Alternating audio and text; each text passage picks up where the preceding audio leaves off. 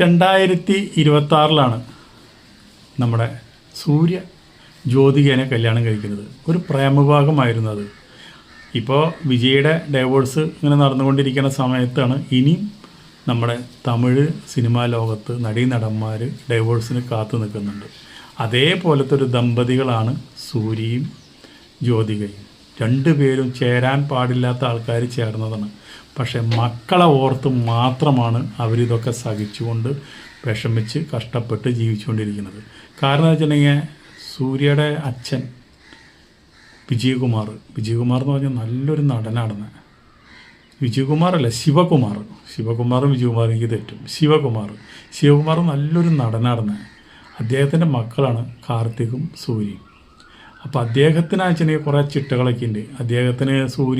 അദ്ദേഹത്തിൻ്റെ സമുദായത്തിലുള്ള പെൺകുട്ടീനെ കല്യാണം കഴിക്കുന്ന വലിയ ആഗ്രഹമുണ്ട്. സമുദായത്തിനെ കെട്ടിപ്പിടിച്ചിരിക്കുന്ന ആൾ അദ്ദേഹം. അപ്പോഴാണ് ഈ പ്രേമവിവാഹം വന്നത്. മൂപ്പര് എതിർത്തു അതിനെ.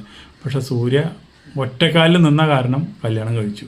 പക്ഷേ ജ്യോതിക്ക് ഒരുപാട് നഷ്ടങ്ങളുണ്ടായി. കാരണം എന്താ വെച്ചിട്ടുണ്ടെങ്കിൽ അദ്ദേഹം ശരിക്കും പറഞ്ഞാൽ ഈ ഫീൽഡിൽ കത്തിച്ചൊലിച്ച് നിൽക്കുന്ന സമയത്താണ് കല്യാണം കഴിയുന്നത്. കല്യാണം കഴിഞ്ഞോടുകൂടി ഫീൽഡിൽ നിന്ന് പിന്നെ എന്തായാലും മാറി നിൽക്കാൻ വിചാരിച്ചു. പിന്നെ അപ്പോഴേക്കും ഗർഭിണിയായി, കുട്ടികളായി, അങ്ങനെ സിനിമാ ഫീൽഡിൽ നിന്ന് മാറി നിന്നു. പക്ഷേ എന്നിരുന്നാലും നമ്മുടെ ശിവകുമാറിന് ജ്യോതികയെ ഇഷ്ടമല്ല. അവർ തമ്മിൽ പലപ്പോഴും വഴക്കുണ്ടാവാറുണ്ട്.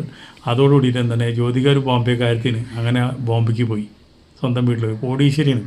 അപ്പോൾ സൂര്യയുടെ അങ്ങോട്ട് വരാൻ പറഞ്ഞു. പക്ഷേ സൂര്യ പോവില്ല. അച്ഛനെ വിട്ട് പോകാൻ ഭയങ്കര മടി. അതുപോലെ തന്നെ കുറേ നാൾ ഇവർ അങ്ങോട്ടും ഇങ്ങോട്ടൊക്കെ ആയിട്ട് നിന്നു. അവസാനം എന്താണെന്ന് വെച്ചിട്ടുണ്ടെങ്കിൽ സൂര്യ നമ്മുടെ ശിവകുമാറിനെ ഉപേക്ഷിച്ചുകൊണ്ട്, അച്ഛനെ ഉപേക്ഷിച്ചുകൊണ്ട് ജ്യോതികയുടെ കൂടെ ബോംബെയിൽ പോയി താമസാക്കി. ജ്യോതിക രണ്ടാമത് സിനിമയിൽ വന്നാണ് ഏറ്റവും വലിയ പ്രശ്നമായത്. സിനിമയിൽ വരുന്നത് ഒരിക്കലും ശിവകുമാറിന് ഇഷ്ടമല്ലായിരുന്നു. സിനിമയിൽ വന്നതോടുകൂടി ശക്തിയായിട്ട് എതിർത്തു.